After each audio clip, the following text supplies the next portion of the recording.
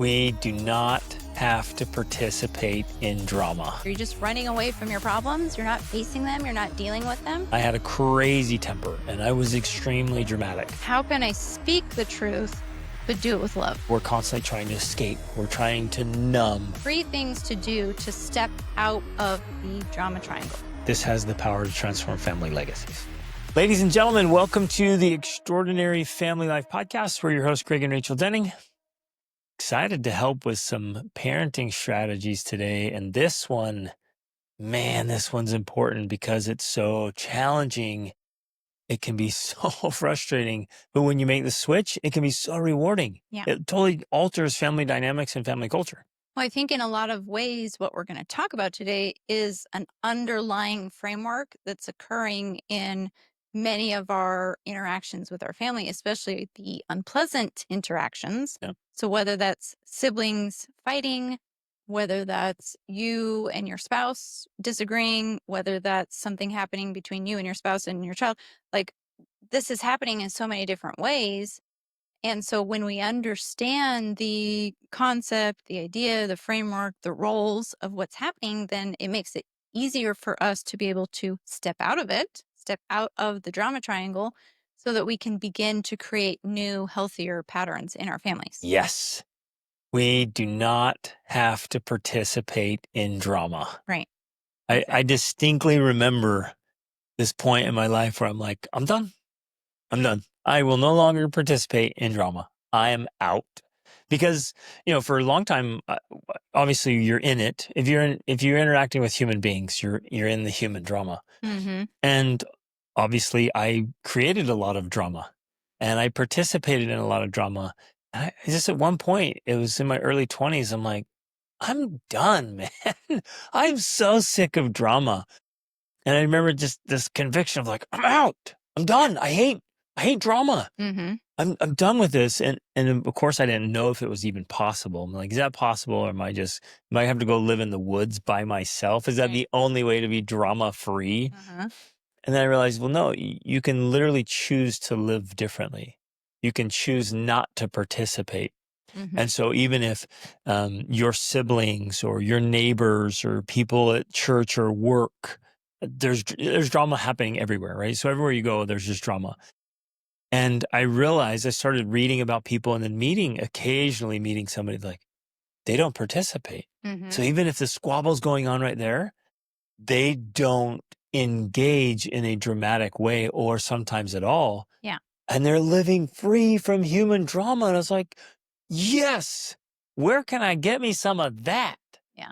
And so that was our commitment. And so going into our relationship, our marriage, you and I were pretty committed to be like, hey, we're not going to have these big, explosive, dramatic fights, and we're not going to play these drama games of the silent treatment or the insulting or whatever. Like, no, I don't want any of that crap in our marriage and definitely not in our family. And so that was the beginning of this commitment. Like, we're going to figure this out so we don't have to participate in all the drama. Exactly. And of course, I want to clarify with some of this that it doesn't mean, because I imagine some people, when you're saying this, you're thinking, well, gosh, Greg, that's just so unrealistic. Because again, if you're going to be interacting with humans and not living in the woods, there's going to be some of this conflict. There's going to be some of these arguments, disagreements. And how do you just step away from it? Like, are you just running away from your problems? You're not facing them. You're not dealing with them. And so I think that that's why I want to emphasize and point this out, is that what we're going to talk about today, stepping out of the drama triangle, does not mean abandoning your family. It doesn't mean avoiding the challenges or problems that you face. That one's really important. This is not avoidance. Right. Because a lot of times think, well, I don't want to be in the drama anymore. And so we get into these avoidance Mhm. patterns. Yes. And it's like, oh, something happens, I'm out. Right. And so we're constantly trying to escape. We're trying to numb. We're getting really busy doing something else so that we don't confront Exactly. the problem. But what we're trying to say is you can face and handle the conflict, the differences, the disagreements, whatever needs to happen without participating in drama. Yeah. Or often, which is usually the case, making it dramatic. Right. It's like, no, we can disagree and we can work through this Mhm. without getting stuck in some drama pattern. And I remember hearing once, and I forget where this comes from, but a definition that in order to solve a problem, there has to be conflict, but there doesn't necessarily have to be contention or arguing. Right. And so I want to point that out as we begin this. Yes, there is going to be conflict in marriage or conflict in parenting because you reach a point where two people who disagree have to figure out how to work through that. And that has a level of conflict, meaning that there's opposing forces here, right? There's opposing viewpoints. But that conflict doesn't have to be ugly. It doesn't have to be dramatic. It doesn't have to be, there may be some unpleasantness to it because I'm not going to say that Sure. it's always comfortable. Right. There's going to be discomfort, but it I like doesn't that. have to be dramatic in this sense of there's lots of noise, there's lots of movement, there's lots of, like, that's what drama is. Or There's even lots of big, acting. there doesn't have to be big emotions Yeah. and oversensitivity. But the difference is there's no resolution. Conflict has a resolution. That's the purpose of conflict. The purpose of a purposeful conflict is that at the end there's a resolution.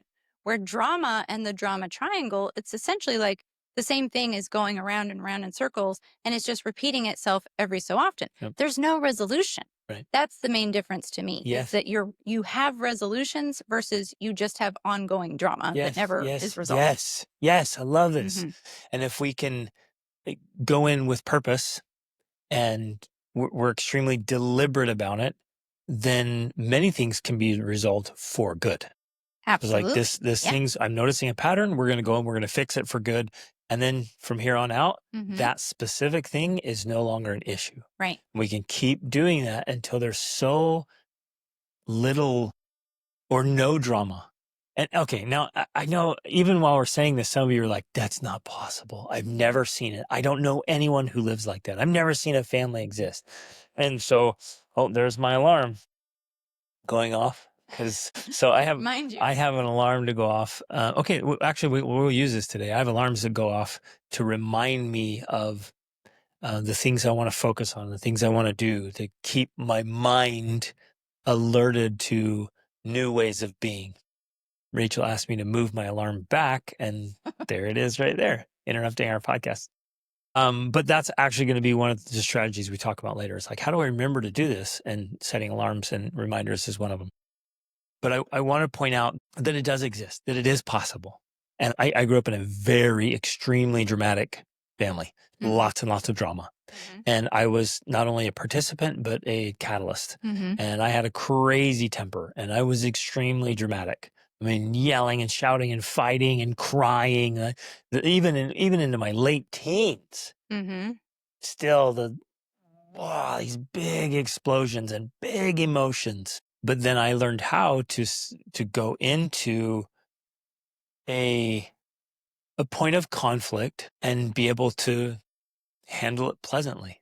Well, and to not, because we want to emphasize, it's not that you started stuffing your emotions and ignoring Right. them or pretending they weren't there. It was learning tools of processing and working through them so that you remove those and then they're not there to explode or to come out in some with some trigger, right? That's the point. That's the ideal, is to be able to resolve these things so that they do become non-issues. Now that doesn't mean that as you move through life you then now have no more problems or issues to resolve or face. Like that's the nature of life and growth, is that you're Yeah. continually facing new obstacles, new challenges, new problems.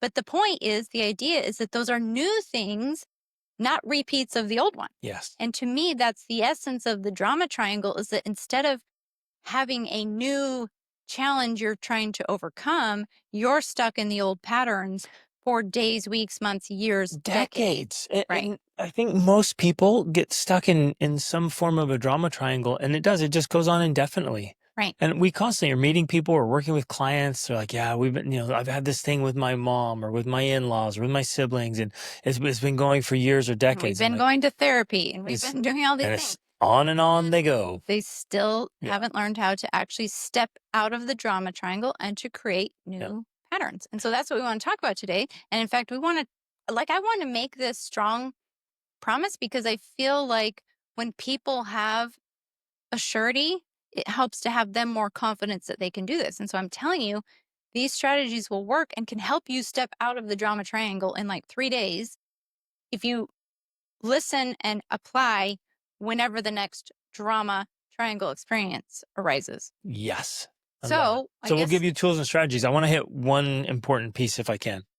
before we get into Yeah. what exactly the Yep. drama Just kind triangle of is. kind of the chassis or the foundation. Like Okay. what's really happening? I know for me, the first thing I had to do was become more aware. Well, we're going to talk about that. Okay.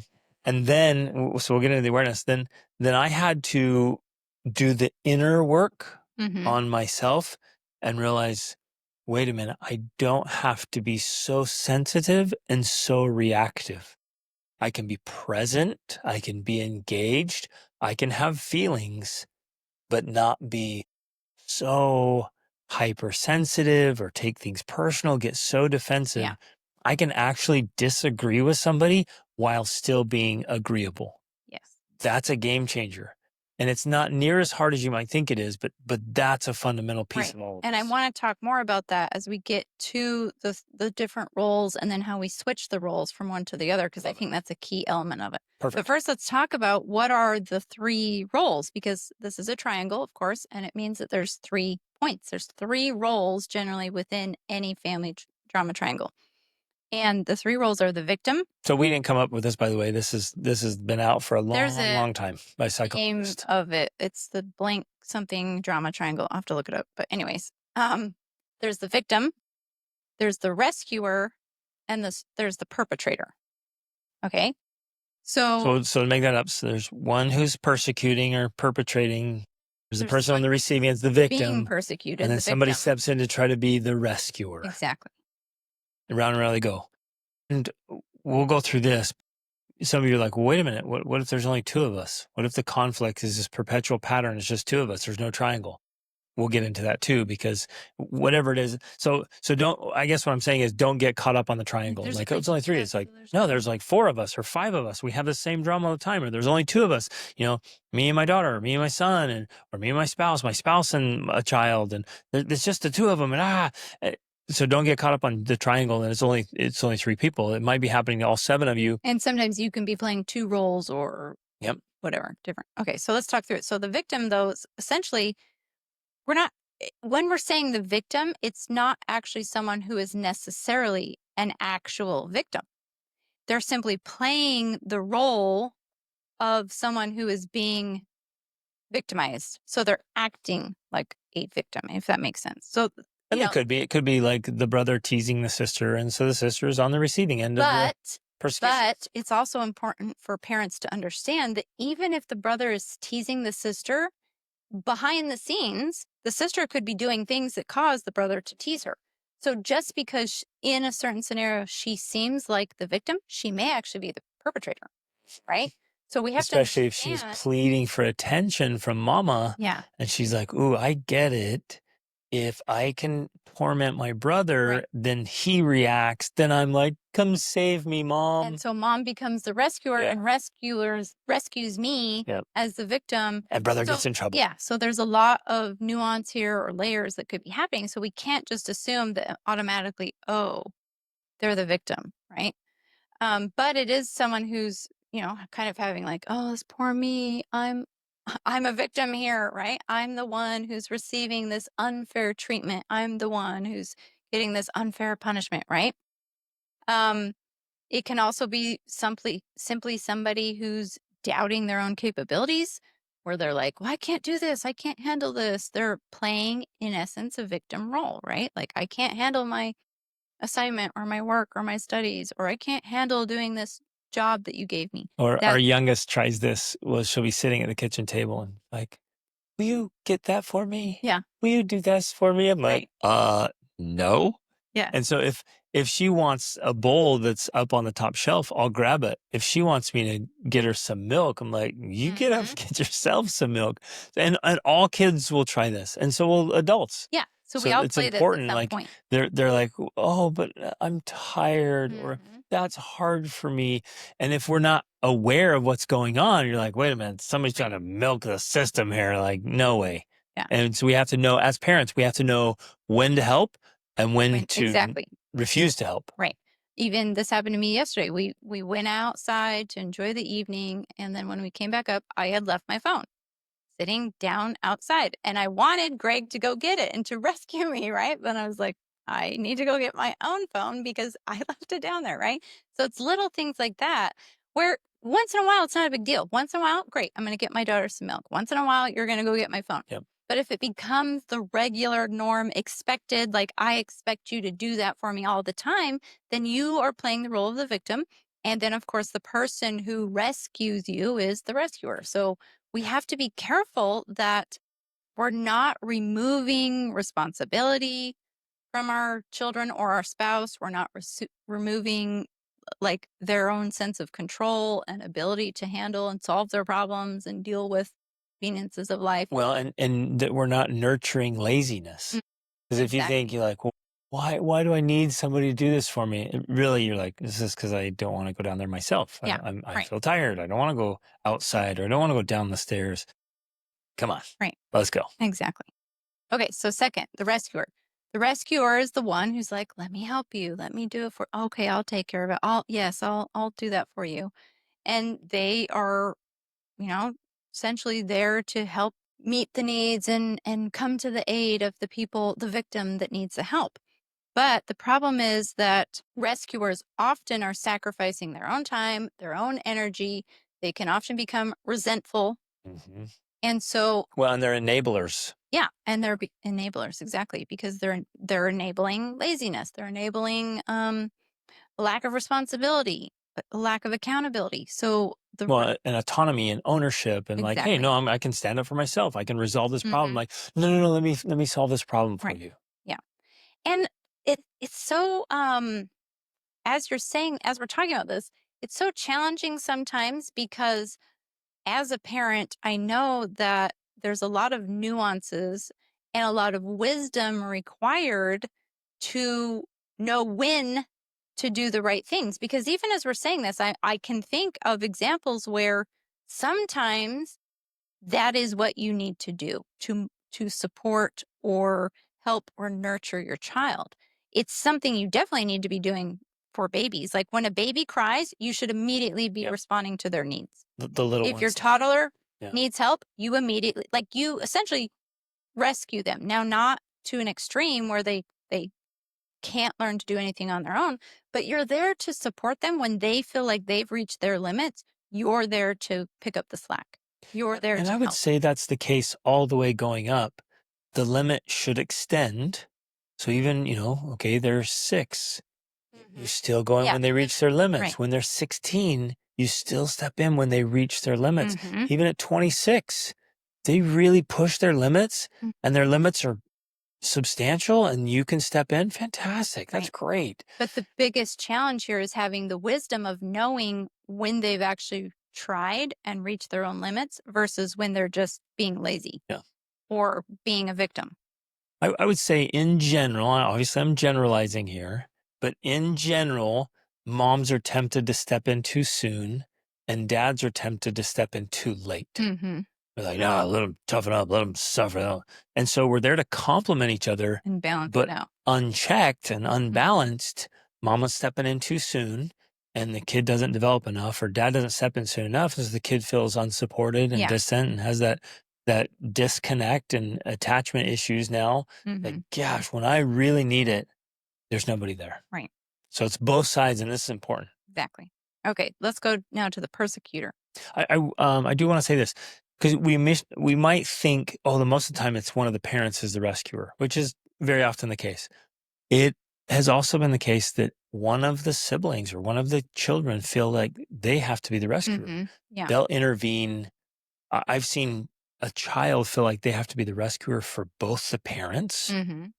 I've seen a child feel like they have to be the rescuer of a sibling Mhm. from another sibling or from one of the parents Exactly.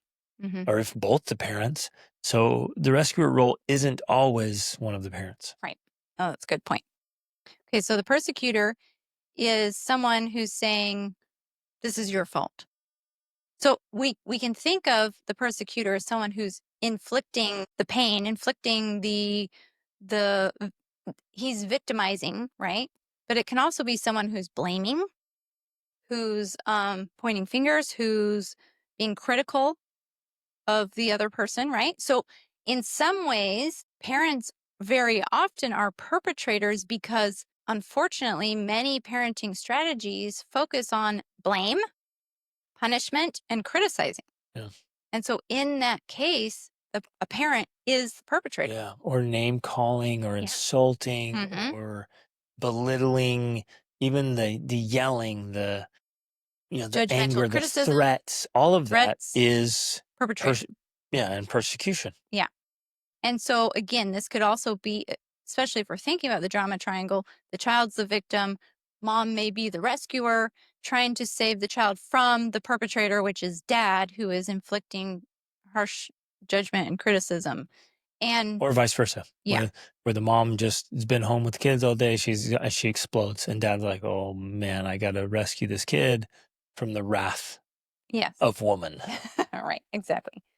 Okay, so I just want to emphasize that it'll show up a lot in teasing, belittling. criticizing, and siblings will criticize Mhm. each other and they'll tease and mock each other endlessly, and they may even be doing it in with good intentions. They're trying to correct a behavior they see as wrong. Well, and parents do that too. It's Right. often with good intentions, but they're like, "Oh, you're so lazy, or you're so this, or you're so You're doing useless, that or that wrong. You're doing that was wrong. It's just wrong." getting after it, and Yeah. just incessantly Hmm. picking on them. You are inadequate. You should be ashamed of yourself. Yeah. Like all of those types of things are a form of being a persecutor. Yeah. And of course I know many parents are saying, "Well, what am I supposed to do? Just let my child be lazy and inadequate and incompetent?" And of course that's what we're going to talk about today. Right. It's like, how do we switch these roles so that we're not running away from the problems, we're not avoiding the problems, we're not avoiding the issues that are real, but we're learning how to actually resolve them rather than ineffectively getting stuck in this Yeah. drama triangle. One more specific example I want to share is that if a child is having really extreme behaviors, just blowing a gasket and um, screaming, yelling, throwing things, tantrums at whatever age, that then becomes persecution or trouble, and it creates fear or challenges. It might not be directed at anyone in particular, but that kind of behavior, from parents too. If a parent just blows up, well, now that's become the persecution, and everybody in proximity is a form of a victim in those Hmm. instances. Yeah, exactly. Okay, so And I want to point out, this happens in society too. It happens at work. yeah, It happens totally does. on an airplane. It happens in a Hmm. grocery store. Like, it happens everywhere. And if you're aware of this and you're just increasing your awareness, you'll walk in and be like, "Whoa, I'm seeing this happen right here in front of us." And we also need to be aware, because this is important, that we can switch roles within the family depending on the situation. So we might be the persecutor in one situation, but then we're the victim in a different. Yep. And in some ways, Yeah, I that's see because that we're all the time. compensating. We might rescue in one case, but persecute in the other. Yep. Or depending on the child, right? We might respond one way to one child, but a different way to a different child. Yep. So we're the rescuer with one, we're the persecutor with the other. And then I see parents all the time playing the victim. Sometimes they're the victim of Like, their child. "Well, my kids just did Yeah. this. My kids," and like, who in the world is going to be the adult in this family if you're sitting there playing the victim and saying, "My kids, they torment me, they torture." It's like, they're your kids. I literally saw on Instagram this woman who had made a reel saying, she was in tears crying, "My 5 and my 3-year-old beat me up every single day." And the woman is one of those reels where someone's like, showing the reel and then talking about it. And the woman that was doing that, she was like, "You are the parent. Yeah. What do you mean? Like, how are you allowing this to happen? You are the parent and you do need to be holding those clear boundaries." And it was simply because she was playing this role of the victim and allowing her children to be the persecutors. Well, we're going to talk about Wow. how we have to switch those roles. Yep. Okay. So, because when we step into the drama triangle, it's not a positive thing. It doesn't produce the outcomes we want. It doesn't produce the results we want. So we have to learn how to switch these roles so that we can move into a positive space. We can move towards resolution. We can create the change that we want. So we're going to talk about how to do that and how, if you do this, and if you are, I guess, religious about it, like if you're serious about this, it will create change. Yep. Like I promise you that it will. Because once you stop participating in the drama triangle, it automatically, it's what we call a pattern interrupt. It interrupts the pattern of what has been occurring. And so it automatically requires that the other people in the drama triangle also have to become conscious, because in a way that's what's happening. Everyone's operating unconsciously. They got into these habits and now they just occur. And so when the situation arises again, everyone's like, "Oh, I know my role. I've memorized this line. I know my part in this play." Yep. And so it's unconscious behavior. It's automatic memorized behavior. But when you step out of the drama triangle and now suddenly you're over here and you're not saying your lines and you're not doing what you usually do, they're like, "Whoa, They have no idea what to I," do. and so they have to become conscious to start thinking about, well, wait, how do I respond to this new role that's now on the stage? So, to emphasize this, it only takes one person Mhm. to become Exactly. conscious and say, wait a minute, I'm taking a step back here. I'm not going to participate. And then the other two in this case won't know how to respond. They'll Mhm. have to respond Right. different. And they might keep trying it. They're like, wait a minute, no, this is what I always do. As I do it again and Mhm. you don't respond or react. And they're like, and that starts to bring awareness and consciousness of like something's different here. I don't know how to respond. Mhm. And then it starts creating options. Yep. Exactly. So some of you might be thinking, well, that's just unrealistic. It's just not possible. Like this person does something mean to that person and there's little and defenseless. So I have to step in. Mhm. Like there's I no have other to option. rescue. There's somebody being mean. There's somebody being victimized and I have to rescue. How can this be any different than what it is? That's just reality. And I can hear Mhm. people thinking that, right? There's like, well, that's it. It happens. Mhm. What am I? What are you talking about? It can't not happen. And that's where we're going to get into these Right. roles. But you have to be aware is like there is a different response. Well, especially in a scenario like that, we have to understand that we have to give a different response, because otherwise, what we're unconsciously doing is training that child to look to others to rescue them rather than to develop their own skills to be able to rescue themselves, right? To be able to stand up for themselves, to be able to have the confidence to find solutions and answers. And so And we, interestingly, we're perpetuating the training of the persecutor that too, that they right? I can keep doing this, Right. I and can that's keep being behaving trained. this way and people are going to respond to my bullying. Yeah. Yeah. And so it's almost our moral obligation to not continue to Yep. rescue and to give and teach the tools so that our children have that competence and ability to be able to handle themselves in the world. Yep. Right. Okay. Now, there is something I kind of want to touch on a little bit, but I don't want to get into a lot because I honestly think we could and maybe should at some point do a whole podcast episode on it. And that's narcissism, because that there are some people who can feel like they're more trapped in the drama triangle than others. And that's often because they are overly self involved or overly interested in their own, like, Themselves. yeah, Yeah. themselves, right? Like, you're narcissistic. That's the problem, right? And that's where that word's being very overused right Yeah, now. it definitely is. It's become the hot topic. But basically, if we're if we're over self-interested, Yeah. it's like too much. We all need to have self-interest. But if we start thinking, and the temptation's real for all of us, we start thinking about me, how does everything affect me? It's all Hmm. about me. This is my experience.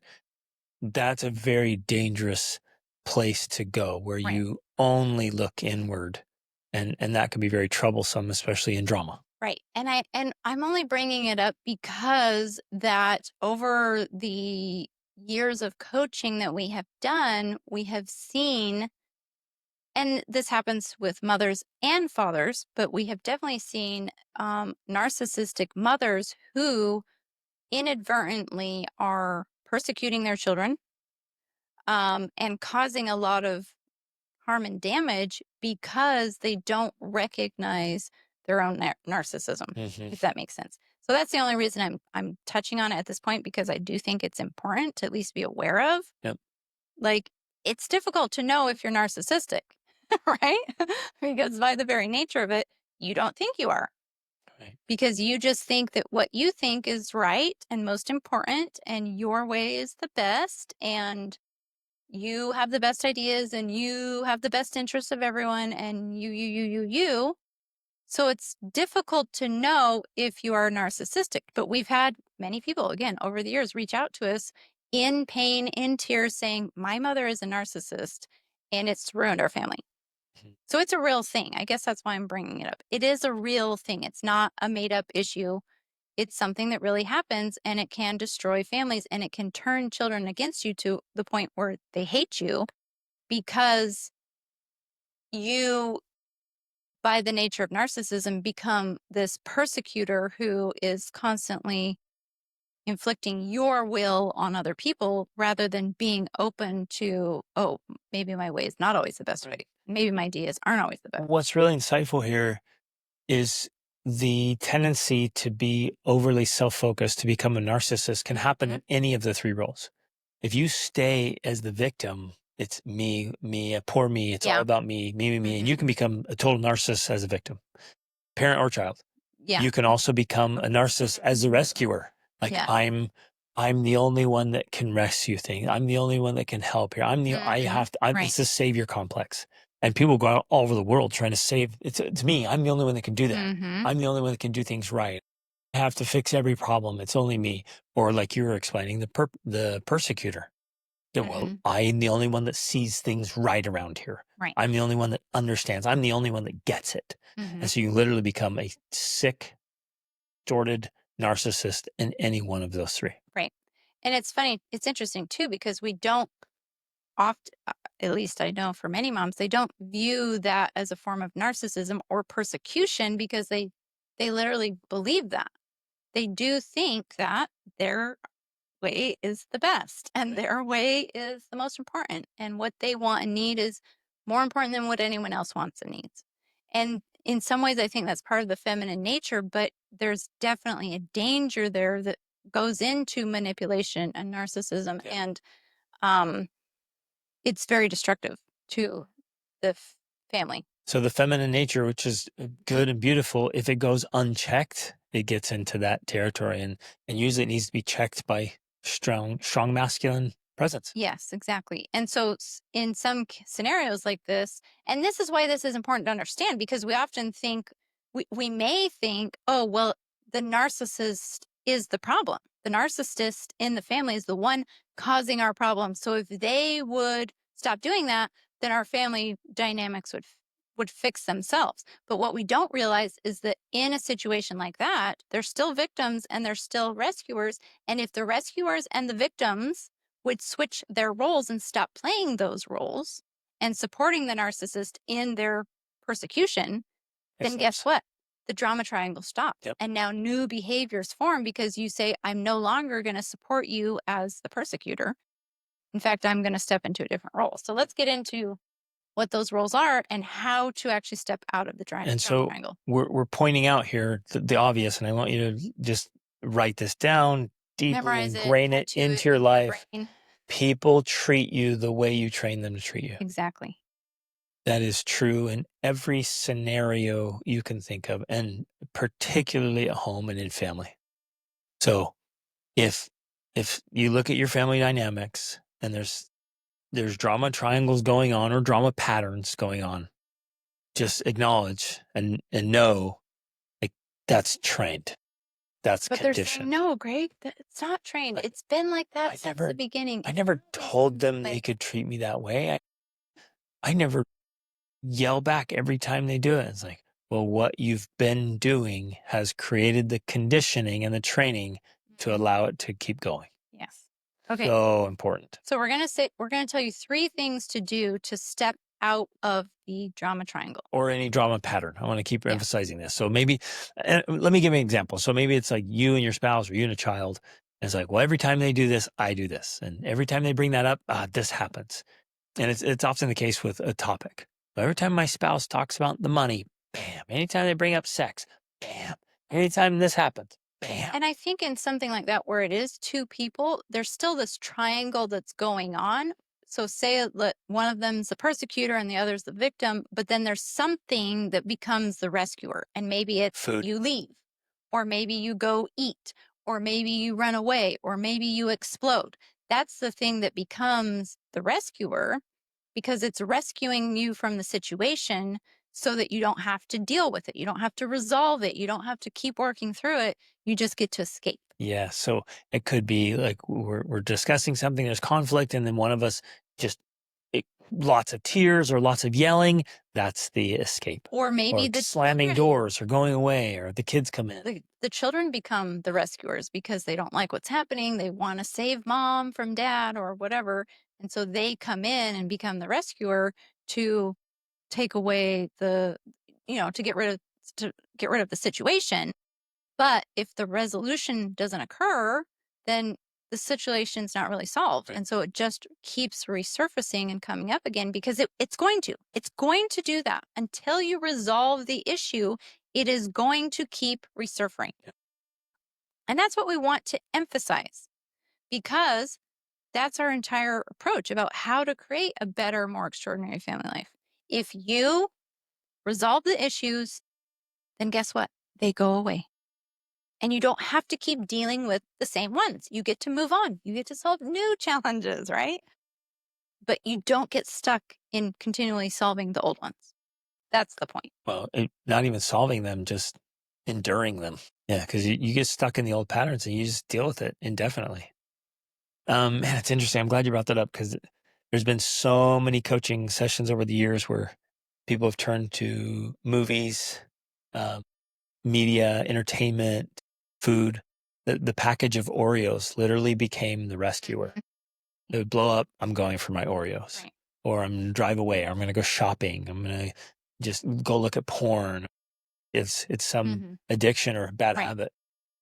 Okay, so here's the 3 things that you can do to step out of the drama triangle. And I promise that this works if you actually really do it. That's the only key. That's the only thing you have to do, is to do it. And the very first one is so easy because it doesn't actually require you to do anything. All it requires is that you stop doing what you have been doing. That's it. All you have to do is literally stop. So if, say, the situation comes up again, it's the same old thing that, oh, here we go again, here's what's going to happen. If before it happens or after you've already started, you stop yourself, that is the first step to stepping out of the drama triangle. So if you always say the same things or do the same things or respond with the same emotions, just stop. That's it. Stop. And we can hear the survival brain Like, freaking out. No, but if I see my kid making a bad decision, I have to correct them. exactly. I have to point out what they're doing wrong, or my spouse does this, or this happens. I have to. And your brain starts going crazy. I I'm a must. horrible parent if I don't stop my Yeah. child, if I don't control them from what they're doing. And so I have to emphasize this to you. This is temporary. I'm not telling you that from now on forever, you don't do anything about your child's behavior or your spouse's attitude or whatever. And we're also not It's an saying ongoing thing. don't correct it. Well, we're going to get there. Okay. We're going to get there. We're just saying don't It, do what you've been doing, or at least in the way you've been doing. because you already know it doesn't work. Because if it worked, you would not be stuck in the drama triangle. So because you are stuck, that means the thing you have been doing, at least the way you have been doing it, does not work. So the very first thing to do is stop. Now, Right, and I want to point out, because some of you might be thinking, well, I'm not stuck in a drama triangle. And let's point this out. Like if the same issue keeps reoccurring, you're stuck. you're stuck in the drama If you triangle. haven't resolved it for good, you are stuck in the Right. drama triangle. And you said something like, well, it doesn't mean you don't correct or do this or that. I want to say, at least on this phase, if it comes between correcting and stopping, just stop. Do not correct if you don't know how to do it the right way, quote unquote, the right way. Obviously, That's more important to stepping out of the drama triangle at this point. We're going to get into strategies to use, but I'm saying if you have to choose and you don't know what else to do, that's fine. In fact, that's the space you want to be. I guess I want to clarify before you do this, because I know some people are like, wait, what if my kid's about to do something dangerous or harmful, but I don't want to protect, so I just don't do anything? And we're not talking about Right. that. We're not saying about We're that. not going Thank to you. extremes where like somebody could actually get hurt. Right. They're going to run into the street or jump off a cliff or they haven't. By all means, Yes, stop them. stop them. But we're talking But I'm about saying don't go back into the same habits and routines of like, now I'm going to lecture them and now I'm going to punish them and now I'm going to do all these things. You're just stop the dangerous behavior, but otherwise stop what you have been doing. Yep. Whatever you generally do, don't do it. That's the first step. Yep. And I know that you have a lot of hesitations and questions about that, and we're going to get into it more. But what I'm trying to explain here is that whenever we are in this automatic, memorized, unconscious behavior, we have to step out of it and we have to go from one of the reasons we're there is that's the known. You might think, well, why would I want to be in drama and chaos? Well, sometimes our body wants to be there because that's what we know. We're familiar with that. We're like, oh, this is familiar. I know this. This is normal. This is usual. And if we stepped out of that, our body's kind of like, and our brains, like, what's going on? This is different. That's actually where kind we of freaks want out. to be. It does. The brain will Freaks freak out. I don't know what to do. I don't know what to do. Right. And it'll be like warning lights going off, flashing, and they're like, I don't know what to do. Do something. And so you're like, okay, I'll do what I've always done. And that's the problem. Right. And so what I'm saying to you is that actually what you want to do. You want to step out of the drama triangle and you want to step from the comfort and the known into the unknown. Because when you step into the unknown, that's when you can begin to create change and to step into a new role. And that's what we're after. So we have to step in to the unknown, even though your brain is going to be freaking out. Your brain is going to be saying, I don't know what to do. I have to do something. No, just stop. That's it. Stop. I'd like to give a specific strategy in that moment because that's going to happen. Like of what to do next? No, just in that moment. Of how to stop? Yes. So, Okay. well, no, you stop. So you're like, okay, I notice what's happening. Here it is again. Rising. I'm starting to get up. I'm feeling it. Like Right. I can see, let's do siblings are fighting because that's a very common. So your kids are fighting. You usually do one thing. So now after this conversation, because your kids are going to fight again today and tomorrow. I mean, you guys, that's one of the biggest things. Just know it's going to happen again, right? Stop getting blindsided by it. Like, I didn't think my kids would ever fight again. And here they are this afternoon fighting again. Now I have to get after them. So it's going to happen. So now, and foresee it, like foresee yourself. Oh, it's happening. And so then after listening to this episode, you say, I'm stopping. I'm not going to do what I did. When your brain starts to freak out and starts to say, well, I don't know what to do. I don't know what to do. I have to do something right there in that moment. Just take a couple deep breaths. So you calm down. It's like, just chillax. And then start thinking, well, what could I do differently? Yeah. And we're going to give you tools and strategies here. I think ties into step number 2, really. But we want the brain to start saying, I don't know what to do. I don't know what to do. Do something. Do what you know. Do that. You want it to go, what can I do? What can I do differently to create a different result? So you want the brain to start helping you look for better solutions. So before we get to that, though, I want to say a couple more things. Because first, you mentioned something very important. You stop yourself from doing what you normally. So the kids are fighting. You're about to walk in and tell them the things you always tell them of like, stop fighting. Don't do that. You're going to go to timeout. You just stop. Now, because the brain is in freak out mode, it's because it's thinking as a parent, if I don't do something about this situation, my children are going to end up being horrible human beings and be in prison or jail, for the rest of their lives. We can't allow that fight or flight freak out mode to interfere with creating this change. So you have to convince yourself like it's fine. And I remember doing this myself. This is why I'm talking through it. I did this. Because I used to believe if I don't do something and correct this behavior now, my children won't turn out and I will be a bad mother. But I realized and I was able to convince myself, no, if I don't do something about it right now, that's fine. It's okay. They're not going to kill each other. Nothing really, really horrible is going to happen. I can even leave the room if I can't handle it, allow them to keep doing their thing. And I'm going to go in the other room and start doing these other steps because I am creating different patterns. Right. I'm stepping out of this drama triangle so I can create a new pattern Yeah. that's going to be better for our family. You're not escaping. You're not You're not escaping. avoiding. Your You're your children aren't going to end up stepping horrible. away to be better. Exactly. You're not failing if in that moment you don't do something about it. So that's the key. I also have to point out here, though, because we're predominantly putting the parent in the rescuer position. Many parents and many of you listening, you're also playing the victim role. Well, And so you're sitting thinking, here they are persecuting me again. Here they are ruining my day again. Here they are they're interrupting me again. They're making me feel terrible. They're making me tired and angry. They are making me blah, blah, blah, on and on and on. In that moment, your brain's going to freak out and be like, what else can I do? Here they come to persecute me again, little monsters. And you have to stop and say, no, I'm not participating in the drama triangle. Mm-hmm. I'm not playing the victim. Yes. And your brain's going to be like, what else are you going to do? You can't help it. Here they come doing their thing. There's no other thing you can do but be the victim. And that's when you say, no, it's not true. Right. I don't have to be the victim. Was step 3.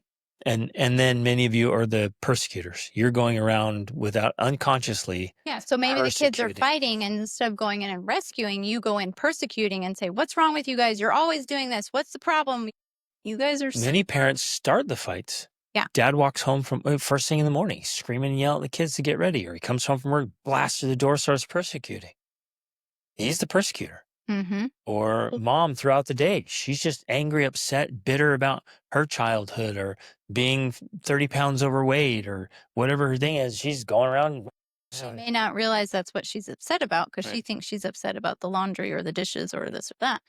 Yeah, okay, but then there's also the scenario of where dad does come home and he's yelling and he's the persecutor and mom is the rescuer, or she feels like she's actually a victim to this. So, what does she do about that? How does she change it? And so what we're saying is, again, step number 1, this is the most important. And the reason why it's the most important is because it's the beginning of awareness. Yep. You cannot change until you have awareness.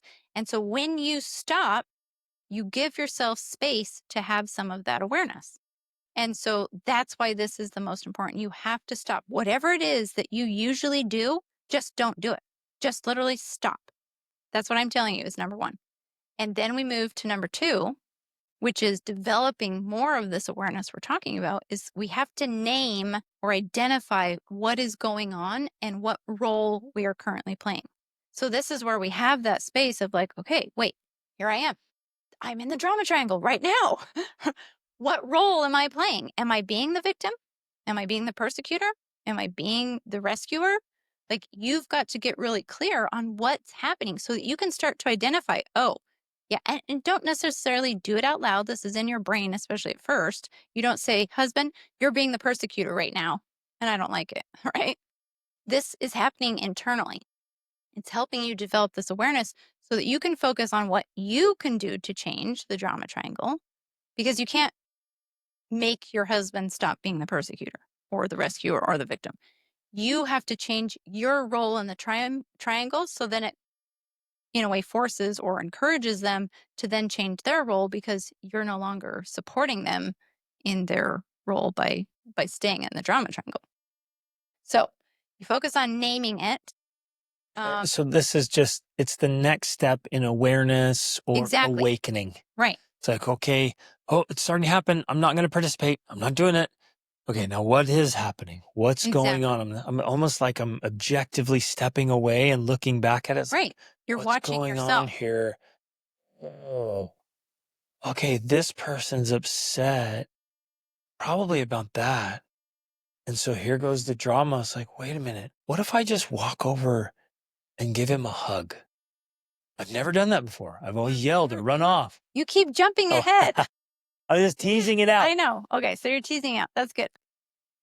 I guess I just want to clarify this a little bit because to many people I know they want action steps. They want to know what to do.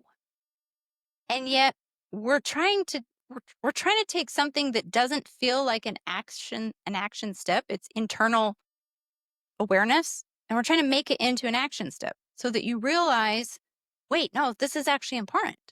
Because otherwise we jump from doing one thing to doing another. Exactly. And And if you don't go through the process of this awareness, it's actually way less effective. right. Exactly. We can't just tell you what to do. Like we did a podcast, our last episode was on scripts of things to say and do.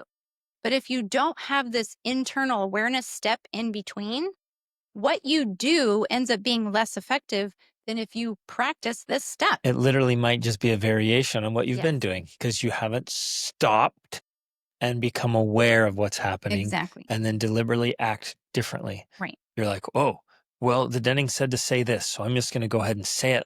Right. It's different words, 'Cause but I'm not- man, it's the same behavior. Exactly right. And so that's why this step is so critically important. And we're making it a step. And I'm emphasizing it here because you're thinking in your mind, I'm not just going to stop and then do nothing because I have to resolve the problem. I have to fix, I have to correct.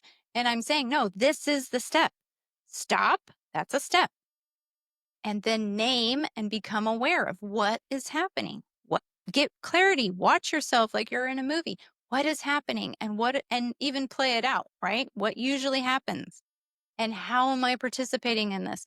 Because when you have that awareness, then you can move into understanding how to switch the roles. And you will likely have to do this with all of the different drama triangles that are happening in your family. Now, of course, you can't do it all at once, but when you start with one and you practice, And then you start knocking them out. then it helps you develop the skill so it becomes so much easier. So, yeah, you and I can do this in a matter of minutes sometimes because I can do it instantly. We're out and about. way We're all faster over. than I am, actually. I see it happening. I guess that's what. So for me, the naming process is for me so quick. seeing what's happening. Right. And so we're boarding an airplane and something happens. Boom, there it is. Or you're at an international border, or you're at a store, just whatever. Boom, you see it happening. And for me, I'm like, oh, I'm seeing what's actually going on here, and I'm gonna address the core issue, Not the symptom. not the symptom. Yeah, behavior.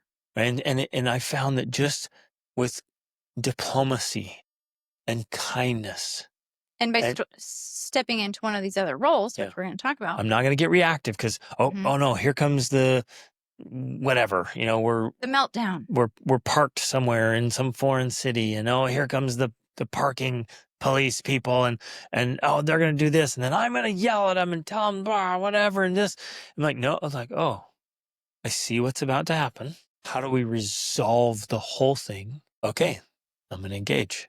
And then it's just boom. There was literally no drama. So what could have been very dramatic or even started being dramatic, you settle it way down, we resolve it, and everyone goes away. It's like, okay, that was good. Yes. But what has happened behind the scenes is this stopping, this awareness or naming or seeing, and then stepping into the role that resolves the problem. But that has become, for you, has become so quick now super fast. that it's not even steps anymore. To me, it's like driving. Like many of us have gone through the experience of learning how to drive. And when you're learning how to drive, it's first two hands on the wheel and then turn on the turn signal and then turn and then move the wheel. It's separate steps that we have to learn how to do separately. But then once we get better at it, you can do all those things practically at the same time while you're talking and carrying on conversations. Because Like it becomes subconscious and automatic. Exactly. And that's what we're talking about. We're breaking this down so you learn how to do this so you can get to the point where, like Greg Denning, you recover in 20 seconds. Which it's important to share that. It's not that I'm superhuman or special, but I think it's significant because I used to be so reactive. I got a raging temper, and anything went wrong. Like the person looked at me the wrong way or said something, I would explode instantaneously, subconsciously. Yeah. Now it's all the way to the opposite end where something happens and I'm going through these steps. I'm like, well, I'm not going to participate in the drama. I'm seeing what's actually happening here. I'm going to address the core issue instead of react to what was said or done. Exactly. And that's what we're talking about. This is how great parenting occurs, is when we learn how to apply that process on a daily basis with all of the interactions of our family. Yep. Now, of course, when you're starting out on this, it's going to feel so hard just doing the first one. Yep. And it's going to feel exhausting and like, because your brain doesn't know how to do this. Your brain has different neural networks in there that are used to the drama triangle you're used to. So it feels like more work. But I promise you, it's only more work at first. Hmm. And once you then essentially reprogram your brain, it then becomes as easy and as automatic as living in the drama triangle. Okay. So after we have done step 2, we've named the role that we're playing in this specific scenario. Sorry, I want to interrupt there on step 2, because naming it can be challenging. I mean, realistically, you have to understand human psychology. You have to understand human needs. Yeah. You have to be paying attention. So if you've been listening to our podcast, we talk about this stuff every episode. I mean, you could literally start at the beginning and go through 300 some odd episodes, and that would be extremely helpful because we're walking through all the human needs and family dynamics. We're walking through everything. We're giving you the tools to be able to name it, Yeah. to see it for what it is. And you start paying attention. And if you've been listening or watching, you start realizing, oh, okay, there's this little conflict going on in the morning. Well, I'm realizing the kids are tired. They're not getting enough sleep, or they're coming from school. They're actually hangry. It's sleep or food, Yeah. or they've been eating candy or junk food, and it's Or their red dye number behavior. 40. Their behavior sucks after they eat that crap. Yeah. Oh, So, so now I'm not going to jump in and do what I've been doing. I'm realizing we're done eating that garbage, and we're going to get some good proteins and fats in their bodies right now, and we're going to cuddle and connect and feel mhm, good. That eliminates the whole drama right. triangle. It's done.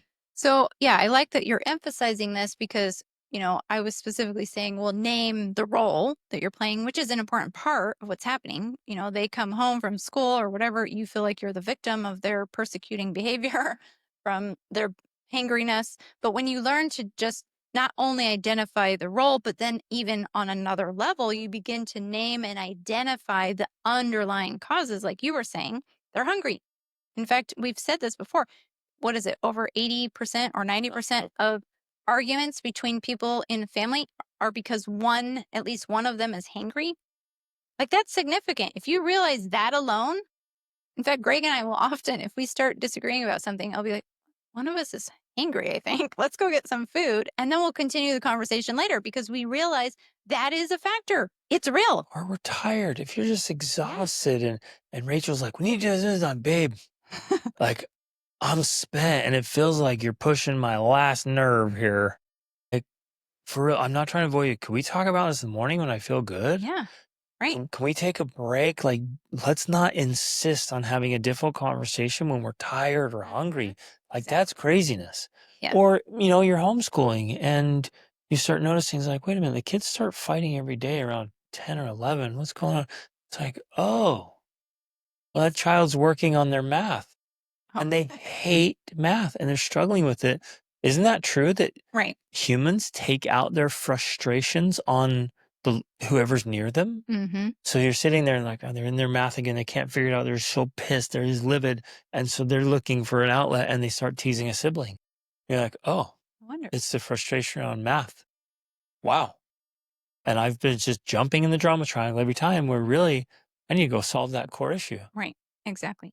And I think that this is great, especially as we move into number 3, because as we now have awareness not only of the role that we have been playing in the drama triangle, but now some of the causes of the behaviors or the issues, then that can help us as we move into a new role to know what to do about it, Yep. right? So let's talk about the new roles in the empowered triangle, right? Because we're not going to be in the drama triangle anymore. We're going to the empowered triangle, which helps us to find real and lasting solutions, not just continually trying to manage symptoms with things that don't last, because we don't want that. So if we are a victim in the drama triangle, we're going to move into the role of creator. And so instead of thinking about, woe is me, I'm so picked on, poor me, I'm the It victim feels here. helpless and hopeless. Yes. Like, there's nothing I can do, Right. which I love. That's why the creator is the Mhm. opposite of It is victimism. the opposite. And I'm sitting here like, I can't do anything. They're doing this to me. Yes. The creator says, wait a minute, I have options. The I creator can says, "What do I want? I What can do be I want?" creative Right. here. I can think of alternatives. I don't have to sit here and play the victim. I can do this, or I can do that, or I can do this, or I mean, on and on and Right. on. Like, here are all the things I can do instead of sitting here and being a victim. Yes. I love that you actually said that it takes the victim and flips it to almost its opposite, a creator, because one of the things that was super empowering and powerful for me in my this journey of motherhood is that I remember, and I don't know why it stuck with me so much. I guess just because it worked for me. But I remember thinking or hearing from somebody that whatever you think the opposite. And so when I approached a drama triangle like this, and I would stop what I usually would do, I would tell myself that. I would say, whatever you think the opposite. And so if I felt like saying something like, you're so lazy, or you're so this, or this always happens, I would literally sometimes, at least just to myself, maybe if not out loud at first, I would say the opposite. They're not lazy, or or I would pick a positive, they're hardworking, and I would start literally thinking the opposite or telling myself the opposite of what I previously believed. So if I saw myself as a victim and I'm like, I'm so picked on, I'm I have to do it all myself, I would switch that. I'd be like, I don't have to do it all myself. I have lots of help. And yes, of course, at first my brain would say, well, that's a lie. It's not true. But it doesn't matter. That doesn't matter because guess what? The other thing is also not true, at least not 100% of the time. And if you believe that, well, that's not healthy and it's not helping you because long as you believe that, you're going to continue to have more of that in your life. If I believe my husband is lazy, guess what? He's going to be more lazy and I'm going to see more evidence of him being lazy. Hmm. So we have to switch what we think because when we do that, we also look for more evidence that that is also true. And then we actually create and help create more of that in our life.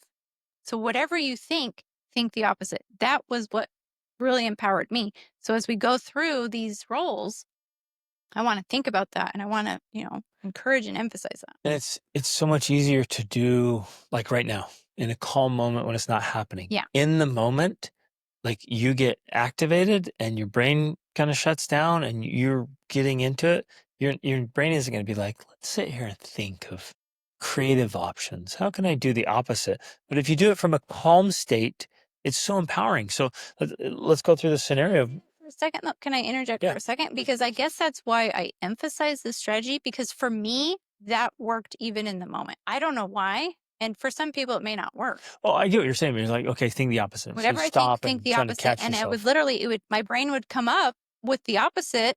And that would help me get out of the drama triangle because I'm literally thinking different thoughts. Most people are so emotionally distressed in the moment that they have a very hard time thinking. And so, for me, I would think through this outside of the situation. It's like, okay, whenever the kids are fighting, I'm always think I'm going to go over there and discipline them. I'm going to go over and yell at them and threaten them, like stop that crap. So, what would be the opposite? Like, oh, I'm going to walk over and hug them. Mm-hmm. When my kids are Yes. fighting, I'm going to walk over and hug them. Bam. There's the opposite. And for me, at least, like if I try to anticipate it, then it's Mm-hmm. easier to think it in the moment. Oh, they're there fighting. Oh, I was going to go hug them. I'm going to go try that. Right. And you do something different. Mm-hmm. Yeah. Yeah. That definitely.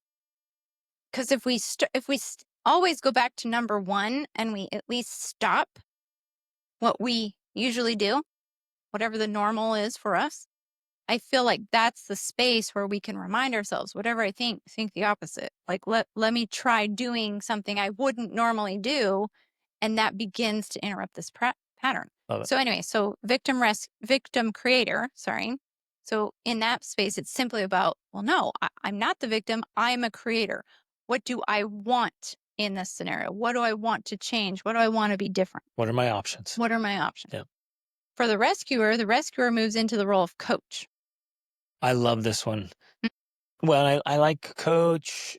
or you could do mentor, you could do teacher. Yeah. Basically, instead of stepping in and doing something for the Mhm. victim and then, Mhm. disciplining the persecutor, you're like, well, how can I teach here? How can I Well, this coach goes here? How back can to I the mentor? scenario you gave of where if you're constantly rescuing the child from another child, you're not empowering them to be able to do that on your own. But if you become the coach, so like in a scenario like this, I go in with our children, our two girls specifically, and if they're arguing or disagreeing about something, I go in and I coach them through how to handle it. Yep.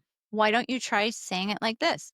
Why don't you try using a voice like this? Because right now your voice sounds like this, and maybe I'll imitate it. It sounds like this, but you can try a different voice like this. So I'm literally giving them the tools. I'm telling them, but I'm not doing it for them per se. Yes, that's the I'm not difference. saying stop treating your sister like that because she needs you to be nice. I'm saying you need to tell your sister, please don't treat me like that because I don't like being Yep. treated like that. And so I'm showing them how to do it. Yep. 100%. And this can be true like with a spouse. And that's more challenging. So if a husband's trying to teach or coach or mentor his wife, ooh, it's generally much more challenging than with a child. Same with the wife. Wife's trying to coach her husband. And so it needs to be done with tons of diplomacy and tact, but that still is the solution. So Yes. instead of trying to be the rescuer, you start teaching. And I would say with spouses and with children too, I think the best way is with tactful questions.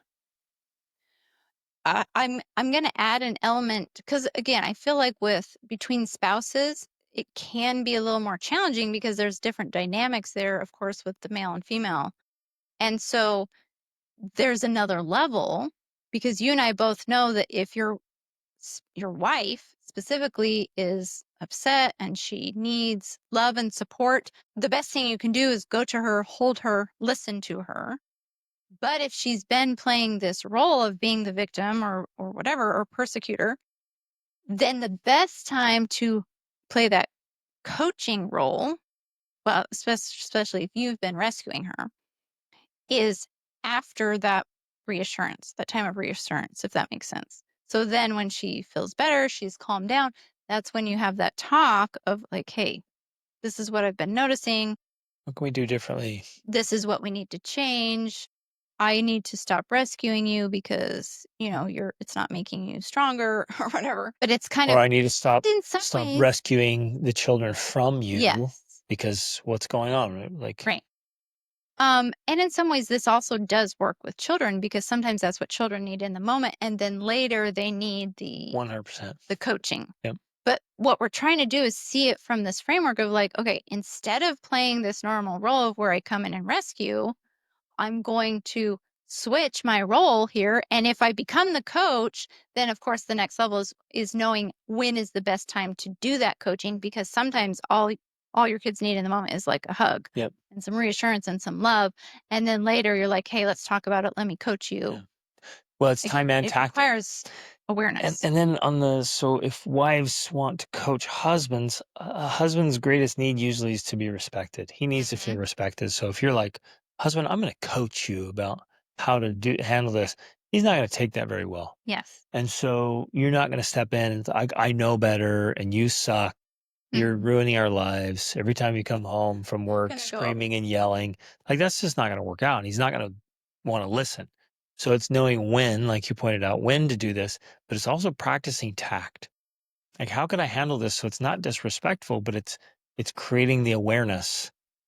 Well, And it might be something like the best way to coach in scenarios like this for husbands and wives would be to catch the moment when they're doing something well or doing it better, they handle the situation better, and hmm praise the crap out of that. So, let's say in a hypothetical scenario, Rachel's doing something that's disrupting family dynamics, causing some drama.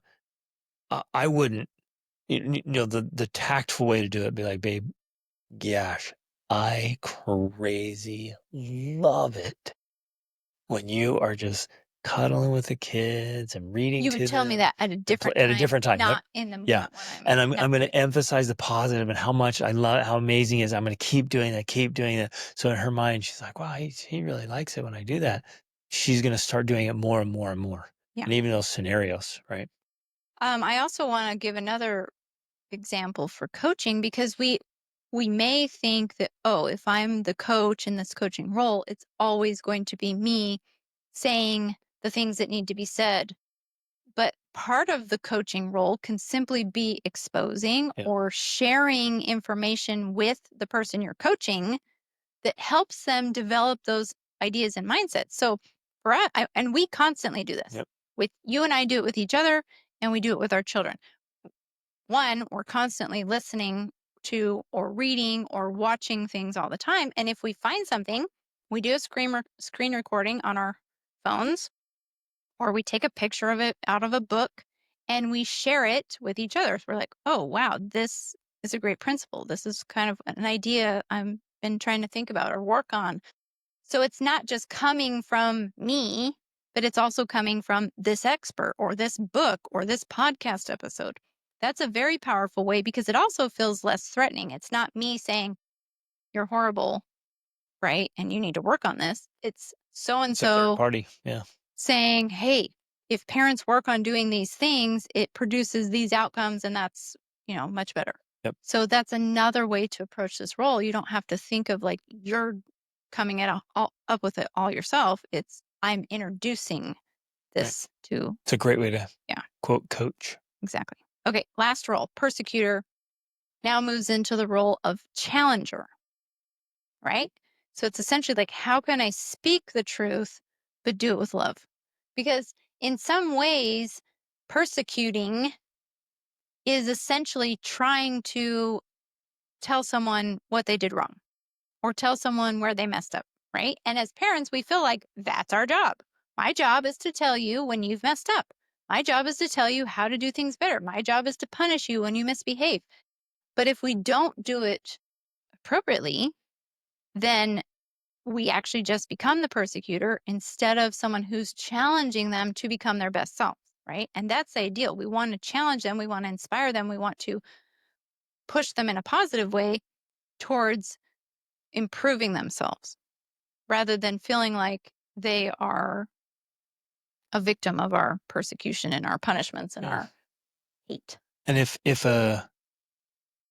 if your spouse or another child is being the persecutor, then the coaching piece is like, how can we get them to become a challenger instead of a persecutor? Mm-hmm. How can we invite them, encourage them, inspire them to, instead of being so harsh and ineffective in what they're doing, is like, how we get them to be leaders? Yeah. So if I had a sibling that was or a child that was being a persecutor of siblings, I'm going to invite that child to become a leader. And I'm going to walk them through that. And if Right. the spouse is persecuting, yeah, well, okay, how can you inspire them? How can you encourage them? How can you challenge them instead of persecuting? What you're doing in a way, and I mean, I know I do this all the time with you and with the kids, because too often when we're the persecutor, we go in there and we're trying to tell them that they're wrong. Like, no, then they're persecuting and we come in and become the persecutor as well, saying you're wrong because you're doing it wrong and it's not. And very often, what I love to do that works, say with my two girls again, if the older sister is getting after her younger sister about something, I don't go in and dismiss that. She's persecuting her sister by saying, you need to pick up your clothes and put them away and hang up your towel. I go in and I acknowledge, yeah, you're right. She should do those things, but she is younger. So here's how we can help her. Here's how you can become the challenger Hmm. or the coach to help her do those things without ruining your relationship with her by getting after her all the time about it, right? So it's almost like you're acknowledging the intentions of the persecutor, because the persecutor's trying to find the truth. It's trying to point out the truth. It's trying to make things right. It's trying to create justice in the world in a way. Or yeah, something feels out of control. There's too much Yeah, chaos. I just don't know. right. I It's don't trying know to how to control handle things. all this. And that's not necessarily a bad thing. That's can be a very good thing. But we have to do it in a way that's positive so that it produces the positive results that we want. Yep. Love it. Great. Okay. So let me just review really fast. Number one, if you want to step out of the drama triangle, three things. First, stop. Literally, simply stop doing what you have been doing. Doesn't matter what it is. Just stop yourself from doing that thing or stop midway. I've even done that before where I something happens and I start doing the same thing I always do. And partway through, I'm like, oh, wait, I'm not going to do this. And I just stop. And your kids are kind of like, what? That sometimes is enough. Or they're like, wait, you're not doing the thing. What's going on here? So you just stop. Second, you now have this moment of awareness to ask questions, to name what's happening. Oh, I'm being the persecutor. I'm being the victim. I'm being the rescuer here. And then to create awareness of, well, and I also love to ask questions. I'll remind myself, like, whatever I think the opposite. Or what could be causing this? Or why are they acting this way? Are they hangry? Are they tired? I'm getting curious. I'm creating awareness. I'm asking questions. And then three, we move into a new role. We move from victim to creator. We move from Rescuer to coach. rescuer to coach, and we move from persecutor to challenger. Yeah. It's beautiful. I think one thing that each of us could start working on the inner work, right? Again, hands down, the best thing any of us can do is work harder on ourselves than we do on anything else. And if this is particularly difficult to change roles, even as we're talking through this, you're like, I want that, but it's so hard. I just get emotionally so reactive. It's there, and we've had lots of coaching conversations like this. They hear us talk through this and they're like, I want that. And in the moment, I maybe even cognitively, I remember it, but then I'm so emotionally and mentally engaged and involved, like I can't think and act differently or clearly. So the inner work here is to start settling things down, start resolving some of the inner turmoil. Start, And the best way to do that, especially for you in the moment, this is a great thing to do, is to go do some writing, yeah, just go to go write do it. some processing. Yeah, Not like writing in your journal to keep forever type writing, but like venting. get a yeah, venting writing. No grammar, no punctuation. It's just vomiting on paper to help you release and remove those pent up emotions. Yeah. That's A, one of the best a strategies. perfect and common example of this is like, wait, why am I so sensitive to this? Why am I taking this personally? Why does this feel so painful? When you can go right through that and acknowledge it, you're like, Mm-hmm. oh, there's the issue. It makes me feel like I'm a child again. And when I was a child, this happened and I felt like I had no control. Mm-hmm. I truly did feel like a victim. And here I am now in my 30s, feeling like a little child. Like, okay, there's the thing to work through and Mm-hmm. change. Exactly. So if you start noticing your own stuff, like, for me personally, I would get so angry. That's why I had a crazy temper. I would get so furious, usually about small things. And I thought, like, wait, why am I so mad? And that was my first question. Why am I so mad? They did that thing. I'm like, okay, how much is that going to cost? I'm like, oh, that was $6. Really?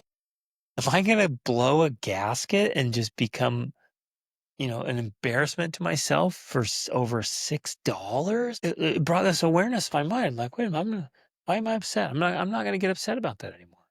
And was this after you did, say, like your processing work over the stacked up emotions? Was it No, something that was no, stacked? these were the first steps. This was the first These are the steps. very first step. I'm like, why am I so upset? Mm-hmm. Why am I so reactive? Why does this make me so mad? Okay, that person said that thing, or that person cut me off in traffic, or this, like, what is going on inside me Mm-hmm. that makes me so dramatic? Right. Right there it is. That is a drama triangle. What's going on inside me that makes me so dramatic? And most people aren't aware. So I started searching. I'm like, oh, it's this thing. I'm like, oh, how do I resolve that? So that's why I started working through Mm-hmm. my stack. Right. Well, it makes me feel it touches on my insecurity. Mm-hmm. Like, wait a minute. That insecurity's mine. It's not external, so they didn't come up attacking my insecurity. That's me. And why am I insecure about that? Mm-hmm. Why am I still Right. afraid? I'm gonna let go of that. And I process and let it go. And something else happens. Well, why is that? Oh, yeesh, it's touching on my fear. What is my fear? My greatest fear is like being alone. I never want to be alone. Well, okay. How am I going to resolve that? I'm going to work through that. Me exploding and having a crazy temper is more likely to lead me to loneliness than anything else. Exactly. So I'm like, this isn't serving me. Wait a minute. My anger is actually going to drive people away from me, which it was doing. Having a temper Mhm. was driving people away. And I was getting angry because my greatest fear was being alone. The Mhm. irony, right? Yeah. It was collusion. So anyways, that's what I started asking, and I started processing and doing the inner work. And then as I let things go, I'm like, okay, now I can be at peace. I can be calm, even when there's real conflict, an uncomfortable conflict. Like, no, I'm good, because we can just work through the problem, not absorb the problem, taking it personally and being reactive and super dramatic. I don't have to. Like, let's set the issue on the table in between us, and let's not make it about us. Let's focus on the thing. Well, and I think it's important here because in a way you're adding maybe sub steps to say number two, because in some way, because if you go through those steps, you are going to step out of the drama triangle. But then to become really effective at step three, right? That's literally like a whole nother course or a whole nother podcast episode, right? Like, okay, now applying step three really well.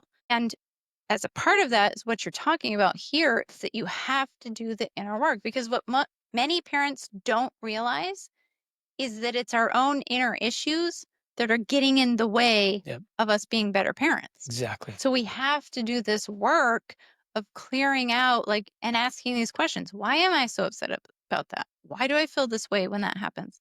When we clear that out, now we have the space to be able to, as our best selves, interact with our children to help them resolve the issues rather than bringing our own issues to it. And then it kind of muddies the waters Yep, in a way, right? exactly. And so that's something important, I think, to Crazy especially important. end on, Yep, because I want you to be confident that this approach will work. 100%. But I do want you to know that as you move ahead with this approach, yes, you're going to find additional obstacles to overcome. That is the journey, that's the process. And that's what makes you so much better and more powerful. Exactly. And it's worth emphasizing here that whatever role you are playing, persecutor, victim, or rescuer, there's usually some kind of inner issue, something on the inside that's putting you in that role or keeping you in that role. Yeah. So when we resolve on the inside, then it takes care of the outside. Right. Love it. This is so powerful. And literally within days, sometimes moments, if Yeah. you just say, I'm done participating in this drama, I'm done playing that role, it stops right there. And the others might try to keep going it unconsciously. So like, wait, well, this is what we've always done. And it stops because you're no longer participating. And they might say, "What are you doing? Why are you Yeah. not saying the same things?" And all you have to do is say, I'm going to change this. And so I don't know what else to do, but right now I'm not going to do Yeah, I what don't I've want to do been this doing. anymore. Yeah. It's so powerful. And it totally transforms. Okay. I'm going to make a powerful promise here. Not only will it transform current family dynamics and family culture, this has the power to transform family legacies. Generations. Yeah. So powerful. Okay. Mhm. Love you guys. Reach upward.